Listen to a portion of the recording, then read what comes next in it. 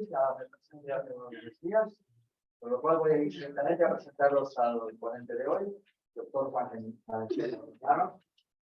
Él es vitoriano, pero afincado y más asturiano que muchos de todos nosotros. Estado aquí y aplicado en académicos asturianos. Estudió bioquímica aquí en la Universidad de Oviedo y tiene para mí una manera de, cuando alguien dice que representa, dice, pues es un alumno del MIT, ¿no? O de Oxford, o de Cambridge. Bueno, pues este es alumno de Carlos Topetotti. Y eso da carácter, da confianza y da toda una serie de cosas que cuando uno lo puede poner en el currículum, pues bienvenido y bien valorado. Tiene una trayectoria de investigación que antes hablaba con él, en Harvard, en Boston y después también en Cambridge, Inglaterra, del cual sacó una gran cantidad de experiencia para volver aquí en un proyecto que le ha llevado a dirigir científicamente en IMOMA, en donde está trabajando con acuerdo con otras personas también formadas aquí en Oviedo, y nos va a hablar hoy de toda su experiencia en relación al cáncer, la genética. Él también es experto, y lo sabéis, porque yo probablemente, en enfermedades hereditarias, tanto del ámbito de oftalmología como de sordera congénita. También se puede preguntar sobre eso y algo nos van a dar. Y yo no voy a decirte más que muchas gracias, Juan. Un placer estar con gente investigadora de su nivel, tienen un currículum extraordinario, con publicaciones, entrevistas de gran prestigio y un gran factor de impacto, que me imagino que es el motivo por el cual todos los que estáis aquí están peleando día a día pues, para avanzar en ciencia. Forma parte de estas conferencias que desde VISPA y PIMBA se están haciendo, y para mí es un placer poder presentarle y tenerle aquí. Y le dejo ya la palabra, Juan, gracias por estar con nosotros, y os lo dejo para que ya vosotros aprendáis y luego hagamos preguntas. Gracias. Pues muchas gracias a ti, Pera, y también a todos los asistentes. Da gusto ver así la sala más o menos llena. Y bueno, nada, pues como decía, llevamos ya en el IMOMA 14 años. Empezamos en el año 2008, en septiembre. Bueno, yo en septiembre, Rubén Cabanillas había empezado un poquitín antes, en abril. Y en esta charla voy a hablar solo de la parte de I+D. Y en la parte de I+D, pues nos hemos centrado en analizar el cáncer y otras enfermedades de los genes a los que como llamamos a las enfermedades, pues con base genética, ¿no? El cáncer es una enfermedad con base genética que tiene un componente hereditario en algunos casos, pero que incluso en los que no lo tiene una base genética, como sabemos, alteración de los genes, y luego hay otras enfermedades pues, que tienen un componente hereditario claro, ¿no? Hablaremos también de ellas. Una pequeña presentación de lo que es el IMOMA, como os decía, fundado en el año 2008, una iniciativa privada de Masaveu Medicina, de Medicina Asturiana, que es la empresa que gestiona el Centro Médico de Asturias, que también pertenece a Masaveu Medicina, y de Cajastur, que luego fue Liberbank y que ahora es Unicaja Banco. Y se mantienen los mismos promotores, se mantienen como al principio con la misma distribución.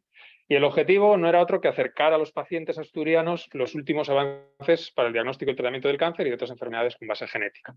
Y la prioridad siempre ha sido claramente asistencial. Y ahora mismo estamos organizados en 3 servicios: un área de medicina precisión, que cuenta con 2 genetistas, una enfermera de asesoramiento genético y una personal administrativo, y que ha visto a 2.500 pacientes. Nuestro laboratorio, que cuenta con 4 genetistas moleculares, 2 bioinformáticos, 2 técnicos de laboratorio y una administrativa, y en el que hemos realizado hasta la fecha unas 25.000 pruebas moleculares. Y el servicio de radioterapia, que no comenzó como los otros 2 servicios en el año 2008, sino que pues, fue necesario un tiempo para decidir el acelerador que se ponía, para construir la infraestructura, que de hecho es el edificio que poníamos en la primera imagen de presentación, y que cuenta con 2 oncólogas radioterapeutas, 3 radiofísicos, 2 enfermeras, 3 técnicos de radioterapia y una administrativa, y que hasta la fecha pues ha administrado 2.000 tratamientos de radioterapia de alta precisión. Como os decía, luego está la prioridad asistencial, pero luego tenemos la I+D, que la concebimos como una herramienta para facilitar la medicina translacional, ¿no? Como una forma de estar en contacto con los avances científicos y de esa manera ver cuáles son trasladables y en el momento que sea efectivo trasladarlos a la clínica, estar ya entrenados en ellos. Bueno, pues cuando aparecimos en el año 2008, 2 años antes, había surgido lo que se llama secuenciación de nueva generación. Y la secuenciación de nueva generación ha supuesto una revolución inicialmente en el ámbito de la investigación. Nosotros cuando empezamos no teníamos un secuenciador NGS, teníamos un secuenciador Sanger, que seguimos teniendo, ¿cierto? Pero sí que en el ámbito de investigación empezó a ser súper potente lo que se podía hacer con la secuenciación de nueva generación. Y la potencia pues viene bueno, ya solamente lo que es capaz de hacer reduciendo el tiempo y el coste de secuenciar un genoma humano, pues ya se ve su potencia, ¿no? El genoma humano, como sabéis, tiene 3.000 millones de pares de bases, 21.000 genes, equivale a un libro con 200 volúmenes de 1.000 páginas cada uno, y secuenciar el primer genoma humano, o los primeros 4 genomas que sirvieron para hacer el genoma de referencia, supuso 13 años y miles de millones de dólares, muchos laboratorios en el mundo trabajando a la vez. Y con el surgimiento de la secuenciación de nueva generación, pues ahora esto se puede hacer en un día o 2, 3, interpretándolo quizás unas semanas, y por incluso menos de $1.000 la parte técnica y la parte quizás con interpretación, pues algunos miles de dólares, ¿no? Entonces, trasladado esto a el ámbito clínico, la potencia es brutal. ¿Por qué? Porque si vamos con lo que podíamos hacer con secuenciación Sanger, que era ir gen a gen, teníamos siempre que apuntar a un candidato o a una serie de genes candidatos, ¿no? Entonces, en este símil, lo que imaginemos que alguien ha tirado un objeto al campo, ¿no? Y le ha dado a alguien, ¿no? Al árbitro, por ejemplo, y hay una investigación y tenemos que intentar hallar quién ha sido el responsable. Pues podemos mirar desde dónde la trayectoria del objeto, podemos mirar los antecedentes de los que han ido a ese fondo concreto, ¿no? Del Bernabéu, y podemos apuntar a 20 sospechosos, ¿no? Por ejemplo. Eso sería lo máximo que podríamos apuntar con secuenciación Sanger, ¿no? Analizando la historia clínica, ¿no? Los antecedentes, etc. Sin embargo, con la secuenciación del genoma, o con la secuenciación del exoma, podemos apuntar a los 21.000 genes, y eso es como interrogar a los 20.000 que hay en ese fondo, ¿no? O sea, la probabilidad de encontrar al responsable es mucho más alta. Pues eso es simplemente lo que podemos hacer ahora con la secuenciación de nueva generación en clínica, ¿no? Bueno, pues ¿por qué queremos analizar los genes? Porque queremos identificar las variantes genéticas. ¿Y qué son las variantes genéticas? Pues hay 2 tipos de variantes genéticas: las germinales, que son transmisibles a la descendencia, y las somáticas, que no son transmisibles. ¿Y de dónde surgen estas variantes genéticas?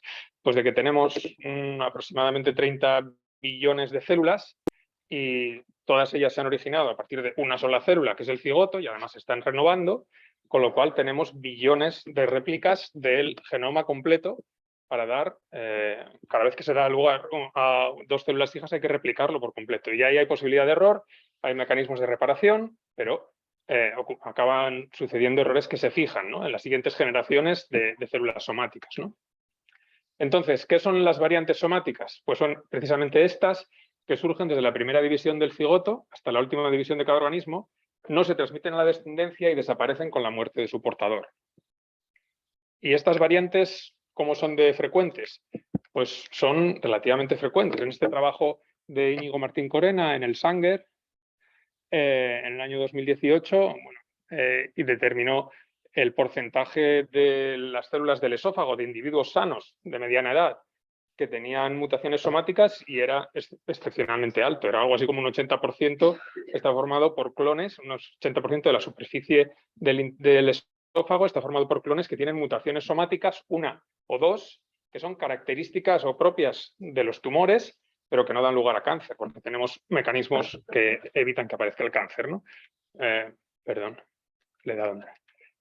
Para que surja el cáncer necesitas acumular varias mutaciones, pero nuestro cuerpo pues tolera que tengamos algunas mutaciones de estas somáticas, ¿no?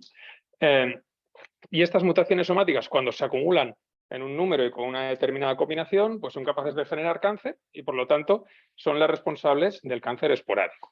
Vale. Pues esto es un tipo de variantes que nosotros analizamos en el IMOMA. Y otro tipo de variantes son las variantes germinales, que heredamos de nuestros padres, que están presentes en el óvulo y en el espermatozoide, que dieron lugar a nuestro cigoto, y que están presentes, por lo tanto, en todas nuestras células, ¿no? Y estas variantes son las responsables de las enfermedades hereditarias que también estudiamos, que puede ser el cáncer, cardiopatías, sordera o ceguera, ¿no? Bueno, pues esta aproximación al estudio de las bases moleculares de las enfermedades, desde el punto de vista de la investigación, nosotros hemos tenido como 2 etapas, ¿no? Una primera etapa más básica, en la cual utilizábamos modelos modificados genéticamente, heredando un poco de los proyectos en los que yo había estado trabajando en Inglaterra principalmente, y una más translacional en la que, como os decía, queríamos ya acercarnos más a cosas que pudieran beneficiar a los pacientes, basándonos en tecnología primero de primera generación y luego de nueva generación. Y eso nos permitió el desarrollo de servicios de diagnóstico molecular en EGS. ¿De acuerdo? Bueno. Pues centrándonos en la parte de modelos animales modificados genéticamente, tengo que empezar presentando los ratones ya conocidos por muchos aquí, que los generamos fueron parte principal de mi proyecto de tesis doctoral, que son los ratones deficientes en ZMPST24. Esta proteasa lo que hace es procesar la prelamina A y, por lo tanto, cuando falta, se acumula lamina A madura. Y esto tiene como consecuencias la acumulación de esta proteína, provoca senescencia celular y causa envejecimiento acelerado. Y este modelo pues, ha sido utilizado para estudiar muchas patologías relacionadas con la edad, pero tiene dificultades para estudiar el cáncer, porque es un ratón que muere prematuramente, que tiene alteraciones sistémicas y celulares muy fuertes combinadas a la vez, y entonces nosotros que teníamos interés en estudiar la relación entre la prelamina A y el cáncer, es difícil establecer protocolos de carcinogénesis en estos ratones. Así que lo que hicimos fue generar unos ratones, en concreto estos, bueno, son ratonas, ya veréis ahora por qué, que son mosaico de ZMPST24. ¿Qué tienen estas ratonas? Pues son como si fueran knockout de ZMPST24, no tienen el gen en el locus autosómico, y sin embargo, tienen en el cromosoma X, en uno de sus cromosomas X, tienen una copia de este gen. Creo que me voy a quitar la mascarilla porque al hablar me estoy quedando sin aire. Tienen una copia de este gen y a la vez en cis pues tiene un promotor que controla la expresión de un transgen que provoca fluorescencia roja. Entonces, durante el desarrollo de los ratones, como durante nuestro desarrollo embrionario, en las hembras se produce la inactivación del cromosoma X de manera aleatoria, de uno de los dos. Y entonces tenemos, por un lado, células en las que se inactiva el cromosoma X de la derecha, no van a expresar esta proteasa en ninguna de sus células. Perdón, sí, exactamente. No van a expresar esta proteasa. Y células en las que se inactiva el otro cromosoma, el que no tiene la proteasa, pues sí que lo van a expresar, ¿no? Y además van a ser fluorescentes rojas. De esta manera tenemos unas ratonas que son ratonas mosaico y en las cuales pues, podemos caracterizarlas fenotípicamente y también podemos inducir en ellas protocolos de carcinogénesis y ver qué pasa con el efecto de la prelamina. Lo primero que vimos fue que estos ratones efectivamente tenían células que producían prelamina A y células que producían lamina A. Además, eran absolutamente normales desde el punto de vista fenotípico, vivían 2-3 años como los ratones normales. Y esto, pues como os decía, indujimos en ellos protocolos de carcinogénesis pulmonar, también de piel y también oral, y tenían la misma incidencia de tumores benignos, pero en el caso del modelo de carcinogénesis oral, que fuimos un poco más avanzados, o sea, se producían carcinomas, pues vimos que los carcinomas invasivos eran mucho menos frecuentes que en los ratones wild type, en los mosaicos, ¿no? Entonces, esto lo habíamos visto en ratón, pero miramos a ver qué efecto tenía la prelamina A cuando aparecía en células humanas en cultivo, y estas son líneas celulares de cáncer de cabeza y cuello. Cuando silenciábamos la expresión de ZMPST24, se acumula prelamina A y esto reduce la invasividad de las células humanas en cultivo. En este caso son las dos de cáncer de cabeza y cuello, pero también lo vimos en algunas células de cáncer de mama, de pulmón y de próstata. Y esto es importante porque la invasión es lo que distingue a los tumores benignos de los tumores malignos. Entonces, en principio, el potencial que tendría la prelamina A para prevenir la invasión tumoral, adecuadamente controlado, podría tener una determinada función terapéutica, ¿no? o posibilidades terapéuticas. En este otro trabajo, también utilizando un modelo animal complejo, lo que hicimos fue tratar de identificar algunos de estos genes que se mutan esporádicamente y que favorecen el desarrollo de cáncer. Y en concreto, genes que cooperasen, cuya inactivación cooperase con la inactivación de PTEN, ¿de acuerdo? Que es el segundo supresor tumoral más frecuente mutado en cáncer, frecuentemente mutado. después de P53. Aquí utilizamos ratones con transposones, luego voy a volver a la anterior diapositiva. Los transposones son elementos genéticos móviles que son capaces de distribuirse más o menos al azar por el genoma, induciendo mutaciones. Estas mutaciones pueden ser activadoras o pueden ser inactivadoras, y lo que hacen pues, es generar inestabilidad genética, lo cual favorece la aparición de tumores, ¿no? En un experimento de estos, pues tenemos primero ratones con el transposón y ratones con la transposasa, que es el enzima que es capaz de movilizar el transposón. Generamos una colonia experimental con los dos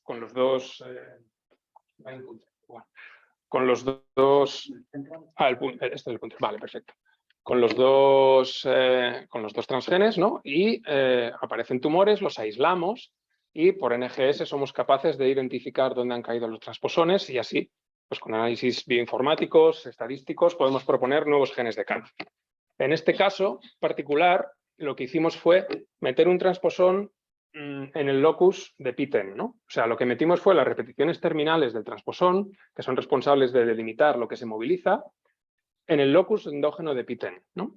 Y cuando los cruzábamos con ratones con transposasa, pues esto hacía que se movilizara el transposón y se generaba en la misma célula a la vez una inactivación de PTEN y al mismo tiempo inactivación, ese transposón es solo inactivador, de el locus al azar en el que cayese, ¿no? Entonces esto es un modelo diseñado para identificar prioritariamente genes que cooperan con la inactivación de PTEN, ¿no? O que cooperan con PTEN para evitar el desarrollo de cáncer y cuya mutación coopera con la de PTEN para el desarrollo de cáncer. Vale.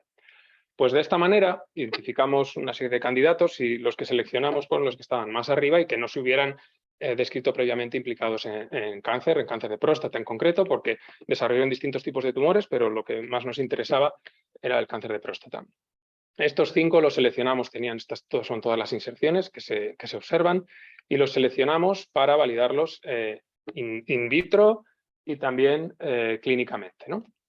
Y lo que vimos fue, pues en este experimento en el que también analizamos la invasividad y que utilizamos como modelo células de hiperplasia benigna de próstata, que per se no son capaces de invadir, pues lo que hacíamos era silenciar por separado cada uno de estos genes o PTEN o conjuntamente. Y lo que veíamos era que cuando los silenciábamos conjuntamente había un efecto sinérgico para favorecer la invasión de estas células premalignas también, ¿no? En cuanto a la expresión en tumores humanos, también se ve que se correlaciona, una cierta correlación de cada uno de estos candidatos con la de PTEN, y cuando miramos la supervivencia de los pacientes vemos que cuando estos supresores tumorales permanecen en los tumores, esto favorece la supervivencia libre de enfermedad, con lo cual parece que sí que son buenos candidatos para trabajar sobre ellos y bueno, establecer estrategias de cualquier tipo, ¿no? de estratificación de pacientes o de opciones terapéuticas que habría que explorar, ¿vale? En el último experimento que voy a poner con ratones, que este está hecho también en colaboración con Roland Rath de la Universidad de Múnich, que también estuvo en el grupo de Alan Bradley en el Sanger, a la vez que yo. Lo que generamos fueron ratones con una mutación inducible en BRAF, ¿no? Esta mutación está presente en el 50% más o menos de los melanomas, en el 90% de los lunares y en el 10% más o menos de los tumores intestinales de colon y recto, ¿vale? Y lo que hicimos fue, bueno, este es un modelo de mutación con CRELOX, bueno, había un transposón aquí que no utilizamos para este proyecto, pero lo que hicimos fue activar la expresión de la mutación específicamente con el promotor de la bilina, que controla la expresión de la recombinasa CRE, en el intestino. Y así vimos, pues, que en los ratones se recapitulaba la progresión que se observa en estos tipos de cáncer mutantes en BRAF en humanos, ¿no? Que empieza con adenomas cerrados de bajo grado, después de alto grado, pues carcinomas de bajo grado y carcinomas de alto grado, ¿no? Habiendo visto que era un modelo adecuado para estudiar el cáncer de colon mutante en BRAF, obtuvimos una línea celular de este modelo, vimos que también pues, tenía el mismo perfil de sensibilidad a los inhibidores que líneas celulares humanas con esta mutación, y vimos que bueno, algunas combinaciones eran mucho más potentes que la inhibición exclusiva de BRAF, mucho más potentes para inhibir el crecimiento, ¿no? Y algunos de estos se probaron también en modelos de senotrasplantes. y vimos que pues, también eran capaces de funcionar, especialmente este inhibidor de MEK y la combinación del inhibidor de BRAF y de P3 quinasa. ¿Vale? Bueno, pues como os decía, estos eran modelos de investigación preclínicos, pero todavía básicos, o sea, de investigación muy básica y de identificación de genes implicados en cáncer, pero muy alejados de lo que era el contacto con los pacientes, ¿no? De lo trasladable a los pacientes. Entonces, ahora ya voy a hablar más de cosas que hicimos con pacientes, primero utilizando la tecnología que teníamos de primera generación, y después la de nueva generación. Y en estos primeros trabajos, pues lo que hacíamos era utilizar la tecnología que teníamos, secuenciación Sanger o MLPA, para caracterizar pacientes que tenían predisposición hereditaria al desarrollo de cáncer y identificamos, pues en este caso, por ejemplo, pues una mutación que no se había descrito hasta entonces, una deleción específica de SDHD, que se ha relacionado con un tipo concreto, y en este caso pues para ganglioma de cabeza y cuello, que normalmente son parasimpáticos y en este caso era simpático. Esta otra mutación en este gen implicado en cáncer de cabeza y cuello y en melanoma, teníamos esta familia asturiana muy amplia y con varios miembros que tenían melanoma y cáncer de cabeza y cuello a una edad más o menos temprana, ¿no? Este individuo, cuando llegó a la consulta, había padecido un melanoma y un carcinoma de cabeza y cuello. En él identificamos la mutación germinal, nueva mutación en CDKN2A, y tras ello pues, se establecieron programas de detección precoz, con lo cual se le pudieron detectar precozmente 2 nuevos primarios de carcinoma de cabeza y cuello y también 2 melanomas en sus hermanos, ¿no? Y la familia es muy amplia, como os digo, la mutación está muy extendida y las posibilidades para prevenir o evitar la enfermedad son muy amplias con un solo estudio en un paciente, ¿no? En este caso, pues eran casos que venían de la clínica y que hacíamos una contribución porque identificábamos mutaciones nuevas y bueno, pasábamos un poco a investigación y a describir estos pacientes. Esto también en colaboración con el Instituto Catalán de Oncología.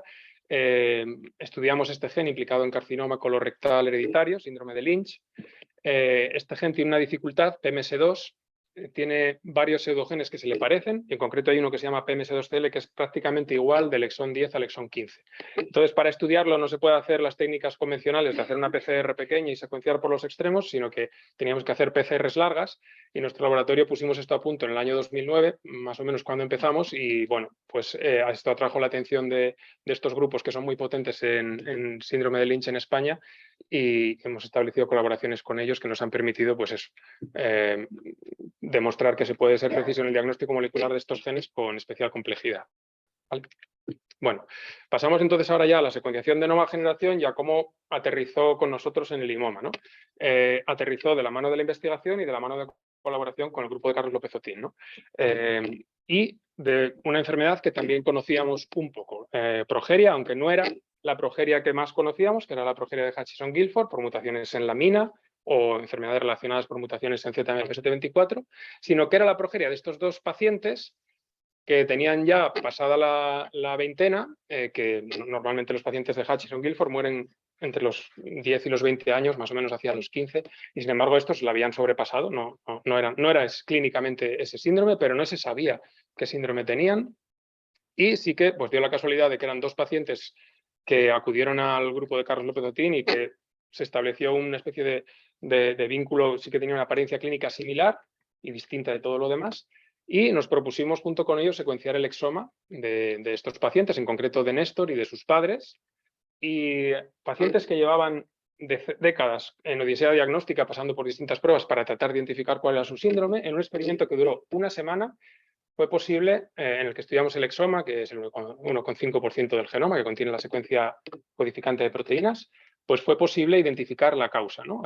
con esta secuenciación del exoma, ¿no? Néstor y Guillermo compartían solo una mutación de las 4 que tenía Néstor en homocigosis y que estaba en heterocigosis en sus padres, y esta mutación afectaba a BANF1, que es un gen que después, ya en ese momento y después, se ha ido demostrando que interacciona también con la lámina nuclear y que pues, esas alteraciones provocan envejecimiento acelerado. Bueno, también esto era envejecimiento, pero también queríamos estudiar el cáncer y queríamos probar el efecto, o sea, cómo trabajar con secuenciación NGS de tumores, y en este caso, pues en colaboración de nuevo con Carlos López Otín y también con el grupo de otorrino de Luca, pues secuenciamos 4 tumores de laringe para identificar el exoma de 4 tumores de laringe. Parece poco, pero estamos hablando del año 2011-2012, que se estaba empezando a secuenciar enfermedades.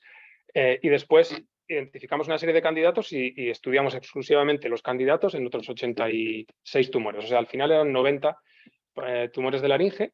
Y vimos que aproximadamente el 15% tenían mutaciones en uno de estos dos supresores tumorales que no se habían descrito como supresores tumorales hasta la fecha, ¿no? Y además, mirando entre esos 90 pacientes cómo se correlacionaba la ausencia de estas mutaciones o la presencia con el riesgo, vimos que su presencia pues, predecía pues, mal pronóstico, ¿vale? Bueno. Esto, como os decía, era investigación. Sí, habíamos tocado pacientes, pero eran algunos que habían participado en el estudio de investigación. Y lo que queríamos era trasladar esta potencia de la secuenciación NGS a nuestros pacientes. Entonces, configuramos una serie de servicios de diagnóstico molecular que se llaman Oncogenics, Autogenics y Ophthalmogenics, en los cuales nos centramos exclusivamente del exoma, nos centramos exclusivamente en los genes implicados en cada una de estas enfermedades, ¿no? Entonces, en Oncogenics tenemos dos modalidades del servicio. Se llaman paneles de genes porque ya no secuenciamos los 21 genes, sino que secuenciamos solo los genes que son clínicamente más relevantes. Y en este caso seleccionamos para analizar tumores, para analizar la parte somática, secuenciamos 97 genes y reordenamientos en 16 genes. Esta era la versión de 2017. Y para secuenciar la parte de la posibilidad de cáncer hereditario, pues secuenciábamos 149 genes implicados, 74 en cáncer familiar aislado y 75 en síndromes que tienen el cáncer como manifestación secundaria.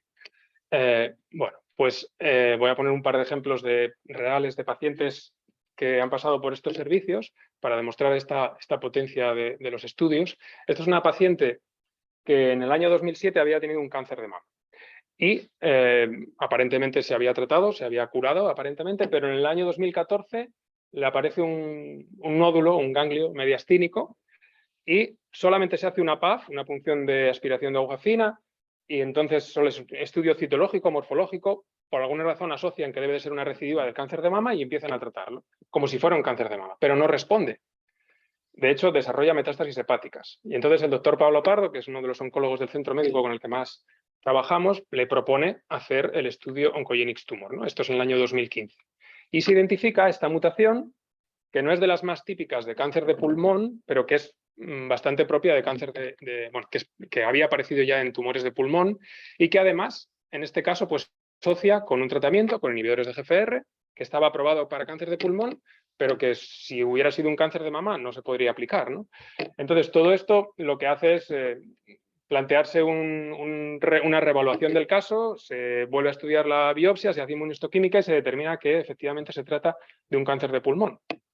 Por lo tanto, se puede beneficiar del tratamiento con el GFR, tuvo una respuesta muy buena, durante 2 años no tuvo progresión y de hecho tuvo buena calidad de vida durante 4 años. El último mes o mes y medio lo pasó mal, pero el resto del tiempo estuvo muy bien. O sea, ganó 4 años, podríamos decir, ganó 4 años que no hubiera tenido si no se hubiera hecho el estudio, ¿de acuerdo? Porque ya estaba desarrollando metástasis hepáticas en 2014. Vale. Entonces, esto es un ejemplo, yo creo que extremo, de la utilidad de un estudio molecular, sin descubrir nada realmente extraordinario, pero somos capaces de mejorar la precisión diagnóstica. De hecho, más que mejorar, es una corrección de un error diagnóstico. Y además, pues esto permitió identificar una terapia personalizada y aplicarla, ¿no? En este caso. Vale. Otro caso, pero en este caso de cáncer hereditario, bastante común, cáncer de mama, no sé por vale, no se ve, pero cáncer de mama a los 49 años. Esta paciente no tenía antecedentes familiares de cáncer de mama, entonces podría no haberse planteado hacer un estudio germinal. Sin embargo, estudiando bien su genealogía, en la rama de su padre, sí que había varios casos con cáncer de próstata, ¿no? Entonces, le propusimos realizar un estudio que no analiza todos los genes de Oncogenics-Yarline, sino enfocado en aquellos implicados en cáncer de mama, ovario y próstata. Identificamos una mutación patogénica en BRCA2 que se asocia a estos tipos de cáncer, ¿no?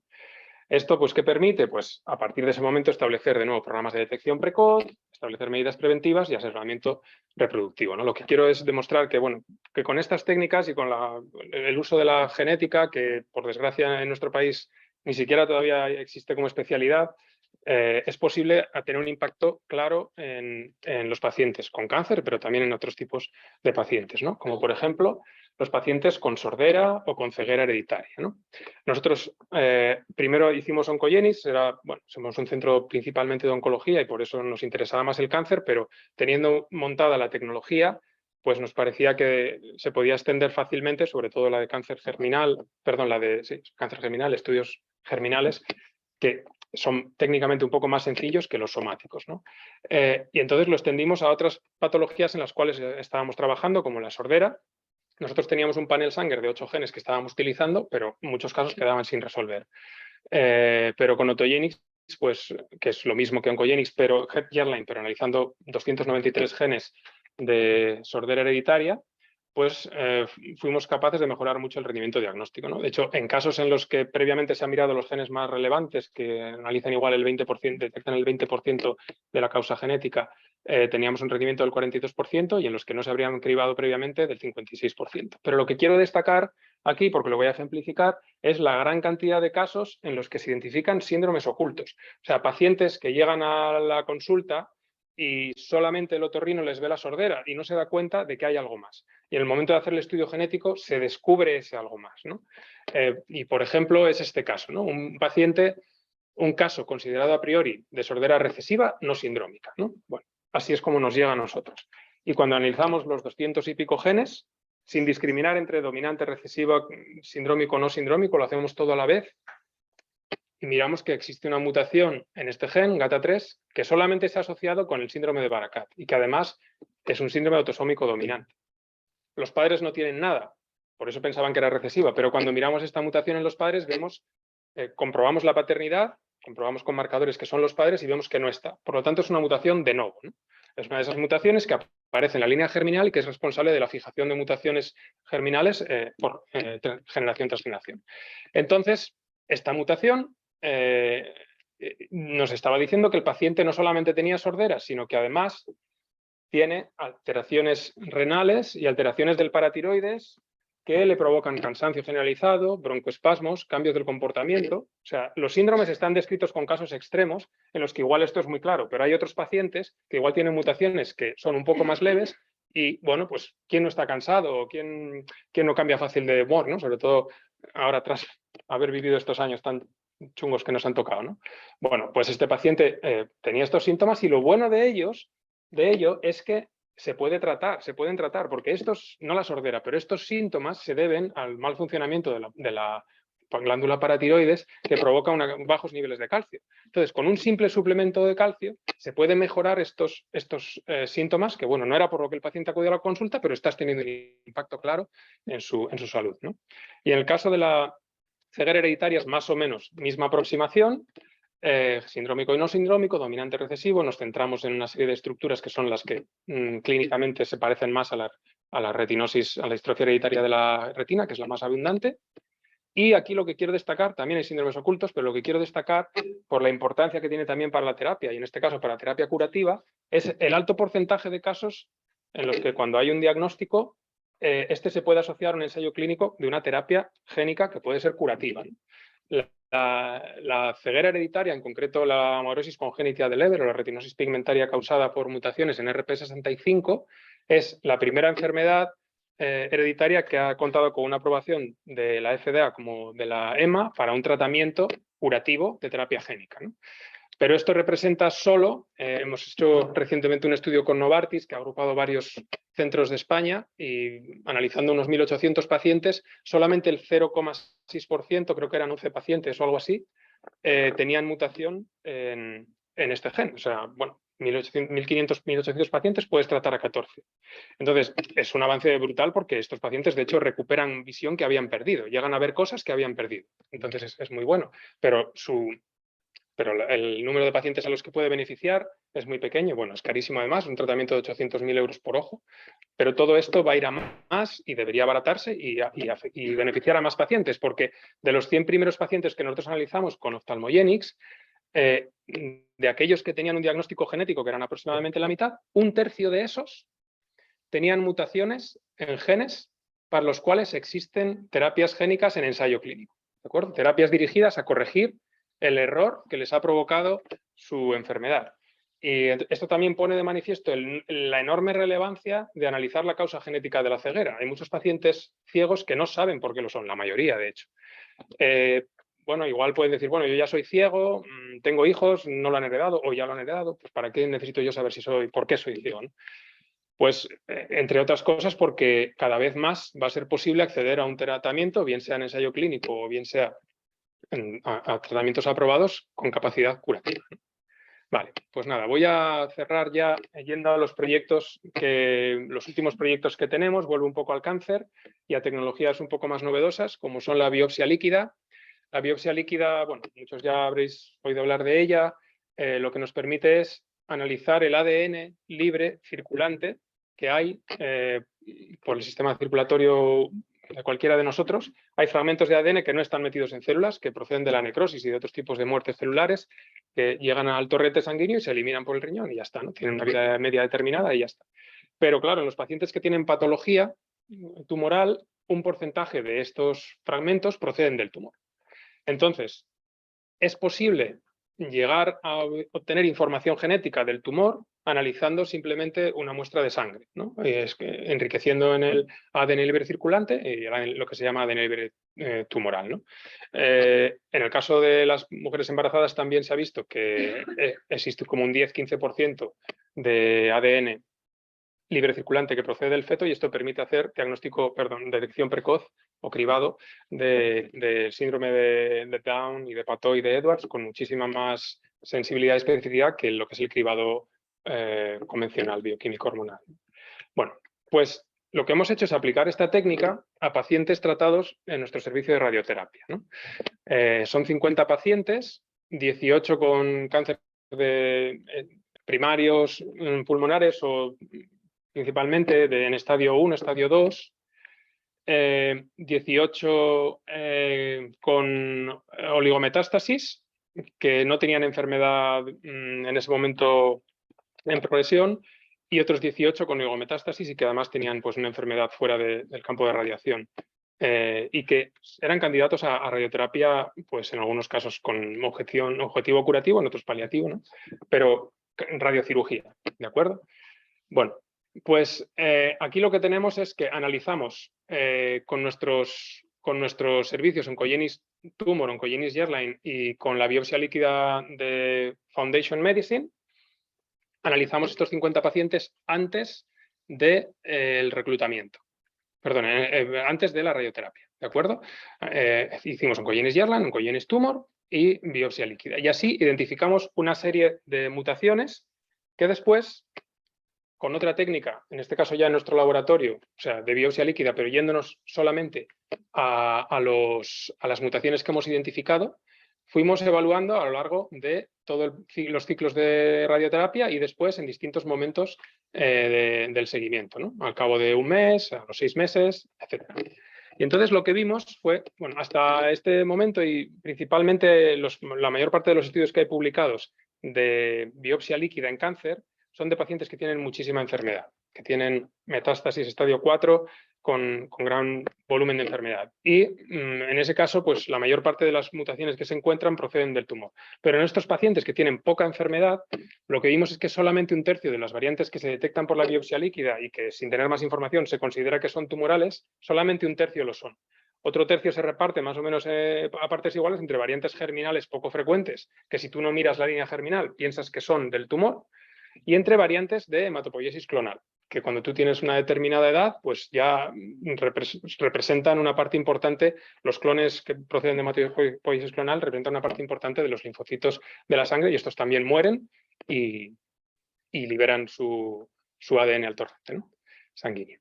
Bueno, pues otra cosa que vimos es que éramos capaces de identificar biomarcadores moleculares para poder seguir la enfermedad en todos los pacientes. O sea, con esta estrategia tú puedes analizar un marcador que vas a poder evaluar en cualquier momento en ADN libre circulante. Y luego, sorprendentemente, aunque ninguno de estos pacientes tenía una historia familiar o personal que hiciera sospechar que hubiera cáncer hereditario, en 3 de los 50 pacientes identificamos variantes germinales que predisponen a cáncer y que no se habían sospechado, como os decía, ¿no? Y lo más interesante para mí es que si en este momento separamos a los pacientes entre los que tienen variantes que proceden del tumor, los que en la biopsia líquida, variantes que proceden del tumor, y los que no, eso es capaz de estratificar los pacientes y ver cuáles van a progresar antes, independientemente de que sean de early stage, de oligometástasis o de oligometástasis con más enfermedad. Vale.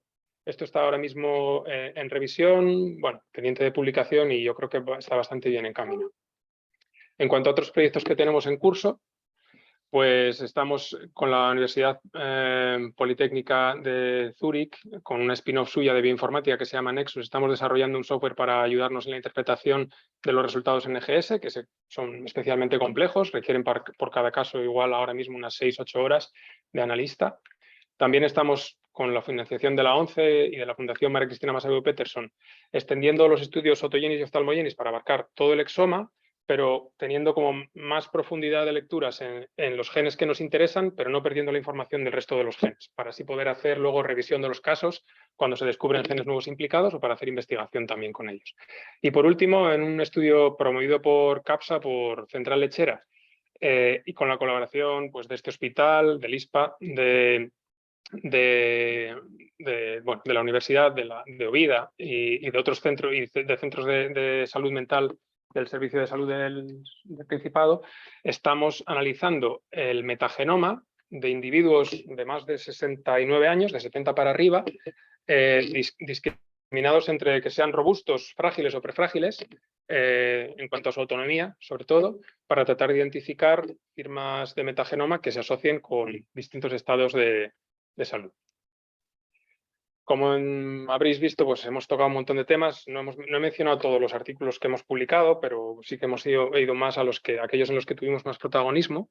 Y esto ha implicado pues, colaboración con muchísimos centros locales, nacionales, internacionales. Y bueno, sobre todo agradecer a la Universidad de Oviedo, al grupo de Carlos López Otín, algunos de los que están aquí ya no están, otros han estado en algún momento o están ahora, pero antes no estaban.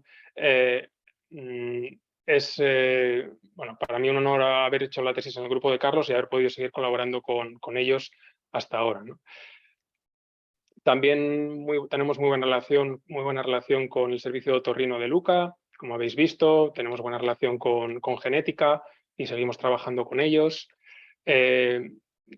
Toda esta gente ahora ya no está en el Sanger, la mayoría de ellos, pero coincidieron conmigo allí. Alan Bradley fue mi jefe durante el postdoc. Es un tío súper generoso, súper brillante, pero coincidí allí también con gente muy, muy buena, con los que tengo buena relación, Roland o George. Con el grupo de Conchi Lázaro también, y en general con el Instituto Catalán de Oncología, de Cáncer Hereditario. También, como habéis visto, hemos hecho cosas y seguimos manteniendo muy buena relación. La colaboración con Fernández Vega fue fundamental para poder sacar adelante el proyecto de retinosis pigmentaria, de Ophthalmogenics, porque es una patología poco frecuente que, sin embargo, ellos, con el volumen de pacientes que ven, pues les llega muchísimo. Reclutamos en un mes los pacientes que queríamos para el estudio, básicamente. Y, por supuesto, con nuestros vecinos del Centro Médico de Asturias, pues trabajamos con oncología, con Miguel, que estaba allí entonces, ya nos falta, con Pablo o David, con la gente de rayos, cardiología, y, por supuesto, pues la gente de Limoma, Rubén Cabanillas, que fue nuestro director médico en el inicio, que ahora sigue trabajando con nosotros desde Suiza, Marta Diñeiro, responsable de diagnóstico, Guadalupe, responsable técnico de investigación, Jorge de la Rosa ya no está, pero fue nuestro primer doctorando, que hizo los trabajos con ratones, Raquel es analista de variantes, Adrián es bioinformático, Rebeca y Noelia técnicos de laboratorio, y luego he querido poner también a gente de aquí del servicio de radioterapia por su implicación en el último proyecto. Lucía es la jefa de radioterapia y María es radioterapeuta. Raquel y Esther son enfermeras. Esther además da servicio a la parte de asesoramiento genético de la unidad de genética clínica, y Ana Talamantes es nuestra genetista clínica, incorporada hace 1 año y medio. Y, por supuesto, agradecer a la Fundación María Cristina Massavio Pettersson, que está con nosotros desde el principio, a otras agencias financiadoras que han financiado pues lo que habéis visto, y agradeceros de nuevo a vosotros vuestra atención, que a mí terrible verborrea, y estoy dispuesto aquí a contestar a lo que queráis.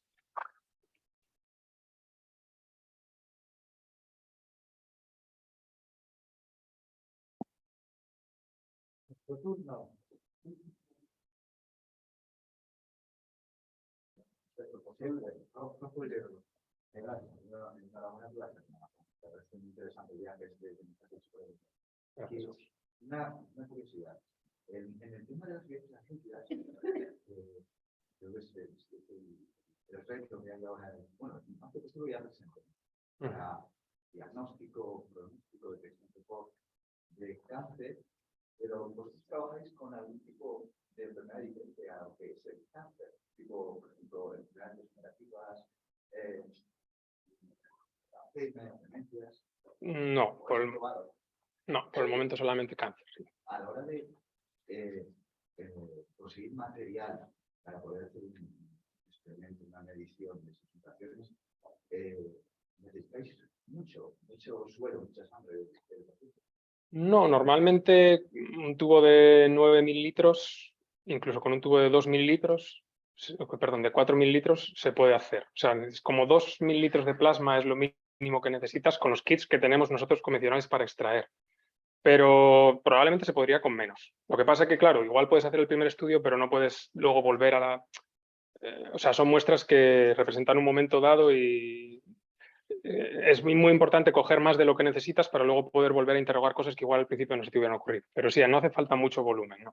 Y luego tú decías, igual dependiendo del grado de magnitud o el grado de la necesidad del tumor, cuanto más grande es el tumor, entiendo que más material, más se tiene y poder conseguir en la biopsia. Sí, es el tamaño, es bueno, lo vascularizado que esté, la posición, en anatómica, entran muchos factores, pero principalmente la cantidad de enfermedad que tiene el paciente. Y luego otra pregunta que me llama la atención de los exosomas. ¿No compensa hoy en día empezar a hacer genomas completos? O sea, dices los exomas, ¿no? Sí. A ver, el problema de un genoma completo, o sea, para cáncer, la profundidad que necesitas para identificar clones que son poco frecuentes te haría el trabajo la parte técnica súper costosísima. Se está haciendo y bueno, se puede hacer si quieres a 100 por, ¿no? Y te vas a perder algunas cosas, pero vas a ver lo principal, ¿no? Al final, o sea, en investigación, bueno, tú puedes plantearte un determinado proyecto, dimensionar tus servidores, lo que necesites, ¿no? Y ya está, cierras ahí y ya está. Si estás haciendo clínica y tienes que acumular datos de genoma, al final pueden ser muchos datos, hacer backup y hacer... a ver, es mucho mejor, yo creo, tener información del genoma que tener información de exoma, y los proyectos que hay por ahí abiertos ahora, Impact, los proyectos que hay colaborativos, Genomics, England, todos ellos van a genoma, obviamente.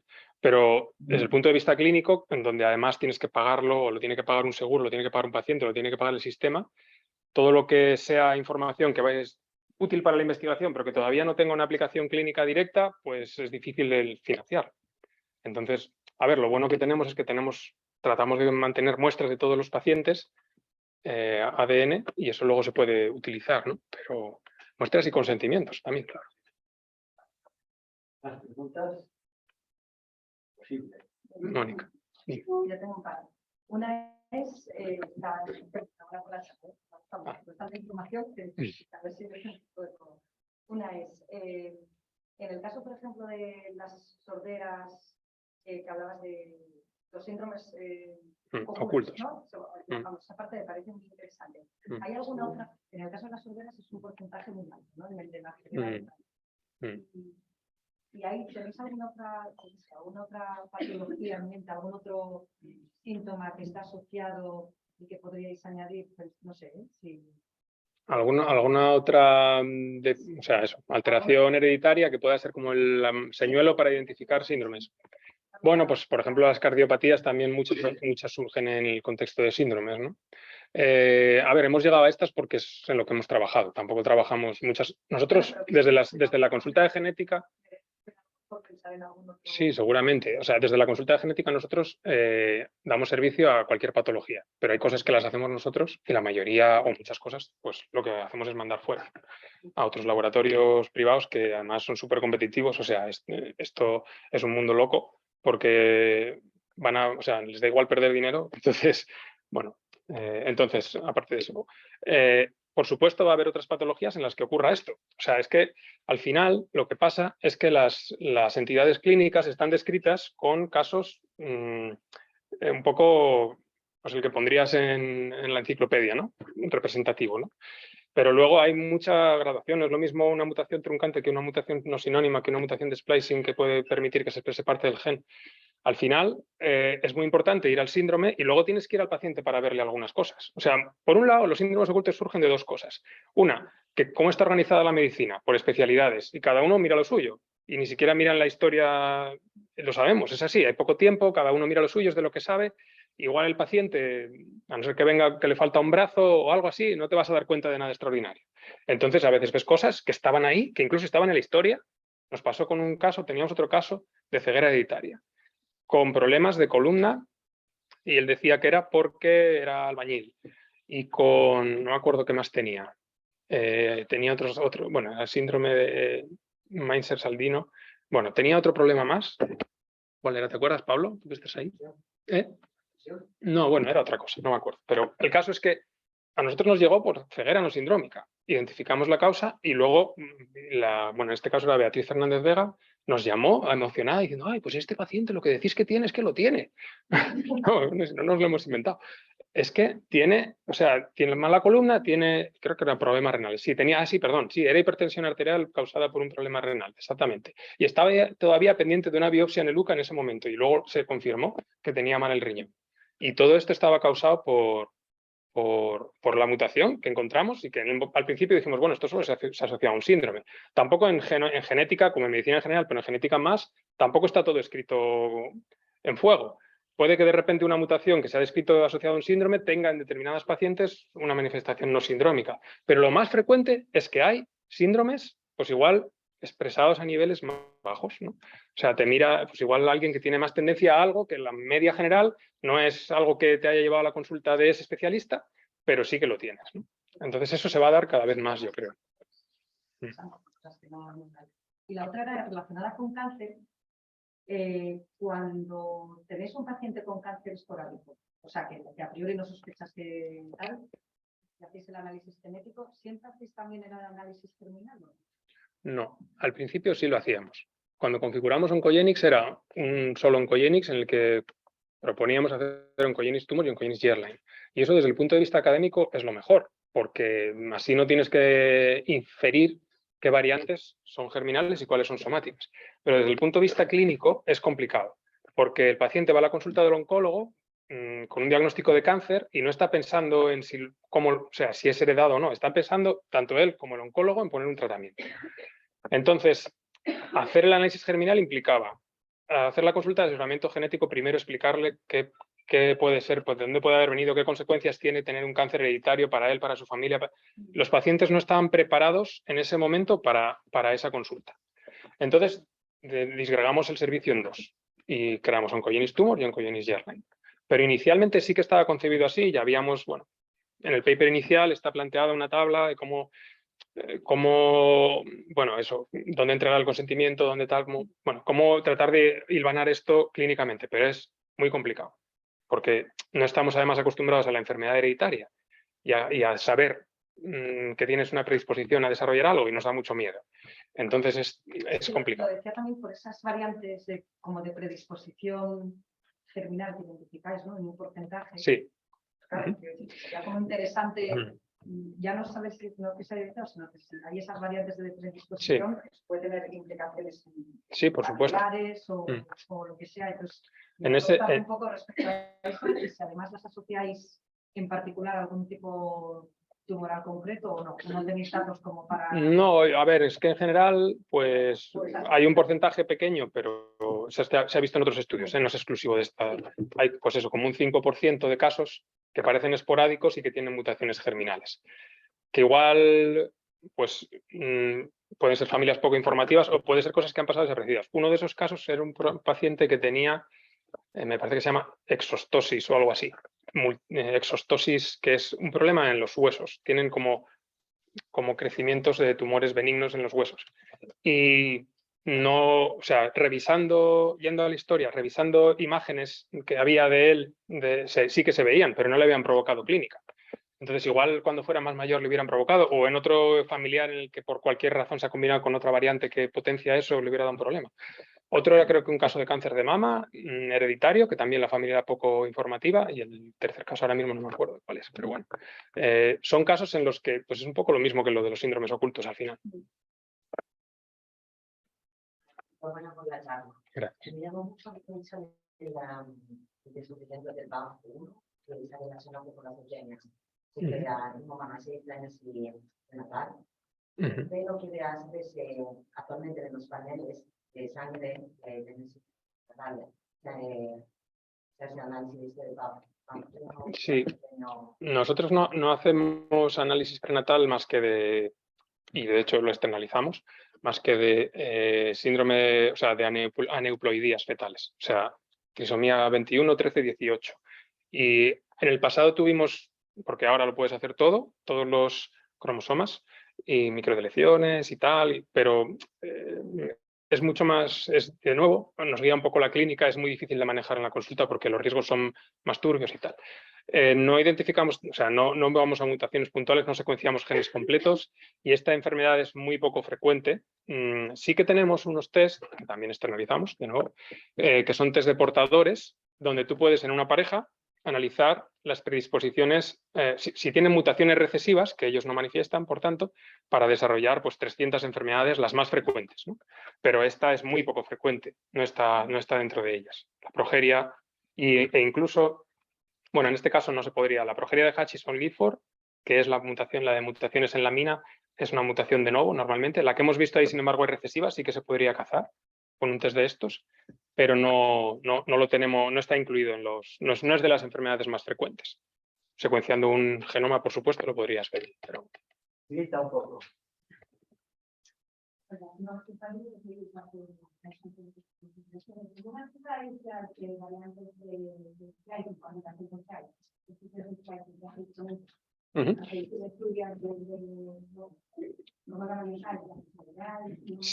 Si son mutaciones canónicas de splicing, que son las que afectan las posiciones +1, -1 del donador y del aceptor de splicing, hacemos una predicción bioinformática con, bueno, normalmente utilizamos MaxEntScan porque en sorderas, el panel de expertos de sorderas es el que ha recomendado y vemos que funciona bastante bien. Hay otros como Splice AI que funcionan muy bien. Si eso nos corrobora que esa mutación, si eso no nos da un resultado negativo, consideramos que es una mutación que va a afectar el splicing, que va a ser truncante, que va a ser de pérdida de función de ese gen, ¿vale? Si son mutaciones que están más profundas y el predictor bioinformático sugiere que hay un cambio en el splicing, no les damos el mismo nivel de evidencia que si estuvieran en los sitios +1, +2. Bueno, y hay otro que es la última posición del exón, que también puede ser canónica de splicing. Sino que, bueno, nosotros para considerar si una mutación es patogénica o no, pues seguimos las recomendaciones de la CMG, del Colegio Americano de Genética Médica, y ahí hay una gradación de puntuaciones. Y pues mientras que en los canónicos de splicing pues sería la máxima puntuación, en estas pues es una puntuación de nivel supporting, ¿no? Necesitamos más evidencia para decir si son o no relevantes. Si tenemos sospecha de que lo son, en algunos casos, para algunos genes en los que estamos más especializados, como PMS2, sí que hemos cultivado linfocitos en presencia de puromicina y sin puromicina para preservar la puromicina hace que no funcione el sistema de decaimiento de ARN mediado por nonsense, por mutaciones truncantes. Entonces puedes así ver si está perdiéndose algo de expresión del alelo o no a partir de ese punto de splicing. Pero más allá de eso, nosotros no hacemos ensayos funcionales, pero ese sí que lo podemos hacer, lo hacemos en ocasiones. Hacerle un par de preguntas. No sé. Tú tienes prioridad. Juan, ¿qué porcentaje de pacientes en el estudio de biopsia líquida veías con mutaciones de clon alemán y qué tipo de mutaciones veías?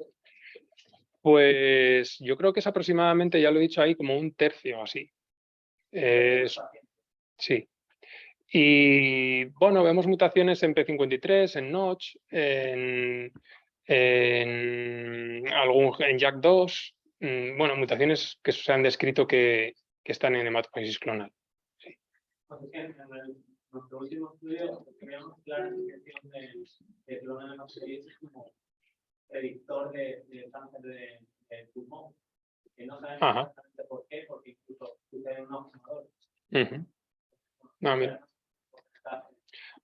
te lo digo con más exactitud cuando vaya para casa. Vamos. Es un lujo tener a este hombre hoy aquí. Gracias, Juan. Te quiero hacer un par de preguntas. Una estratégica de empresa. Tú nos has presentado datos relacionados en parte porque en Asturias de Oviedo está el Instituto Oftalmológico, por tu relación también con el mundo de otorrino, etcétera.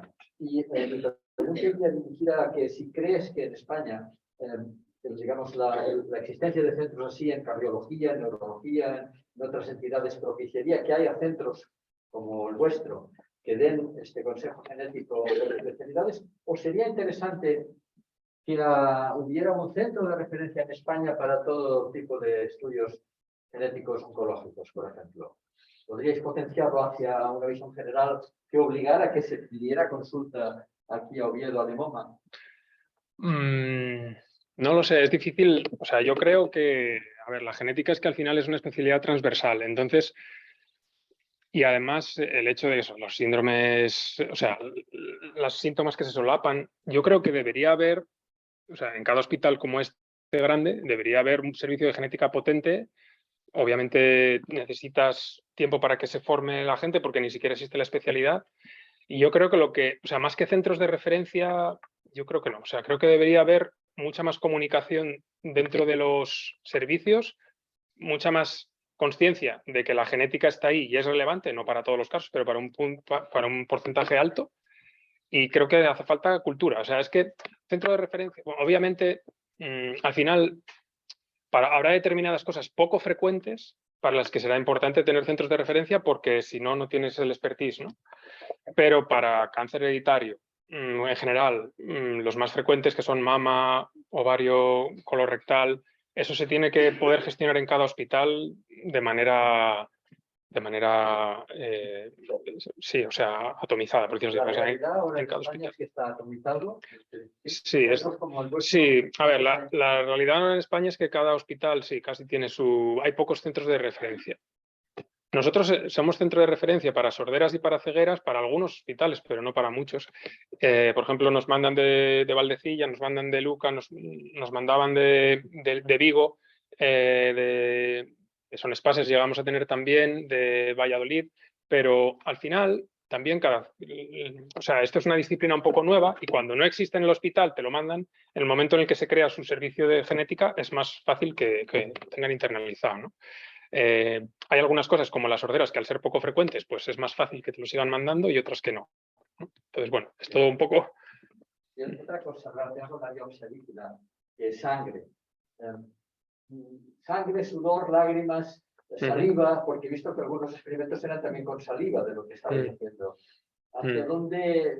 Porque una cosa son los cribados a pequeña escala y otra es lo que se está hablando constantemente. Ayer estaban entrevistando al consejero de Sanidad y me tocó estar ahí en el Corte Inglés con lo de la carrera de la Asociación Española contra el Cáncer. Y todas las preguntas de la prensa iban dirigidas al cribado poblacional, ¿no? Pero el cribado poblacional es distinto de un cribado familiar y todo eso. Cuanto más fácil es el material que vas a obtener, más fácil es hacer cribados, ¿no? Sí, lo que pasa es que con biopsia líquida es un poco peligroso por lo que habíamos visto de la hematopoiesis clonal, por lo que hemos visto lo de las mutaciones somáticas que no son enfermedad. O sea, ese esófago que decíamos antes está también liberando ADN libre circulante, ¿no? Entonces están calibrándose, yo creo, ahora mismo los niveles y las mutaciones que pueden ser significativas y no, pero es muy peligroso lanzar eso sin tenerlo bien calibrado porque puedes tener pues muchas falsas alarmas, ¿no? No iría para cribado poblacional. Ahora mismo no está preparado. No digo que no se pueda hacer, pero ahora mismo no está preparado para ello. Pero bueno, como dice Pedro, pues es posible que determinadas mutaciones en determinadas, igual si estratificas por grupos de riesgo, dices aquellos que tienen, bueno, ha dicho que también fumadores y no fumadores, pero quiero decir que igual se puede llegar a identificar algunas mutaciones que sean más significativas que otras, pero ahora mismo eso yo creo que no está calibrado. Y lo que decías de sangre, sudor y lágrimas, pues efectivamente, relacionado un poco con lo que decía Agustín antes de las enfermedades degenerativas, quizás el líquido cefalorraquídeo u otro tipo de fluidos pues pueden ser muy interesantes para esto, ¿no? La orina, para el cáncer de próstata o cosas así. Una pregunta más, aprovechar. 2 minutos últimos. Nada más. Bueno, pues Juan, gracias de nuevo. Gracias a vosotros. Creo que ha sido una muy provechosa. Yo creo que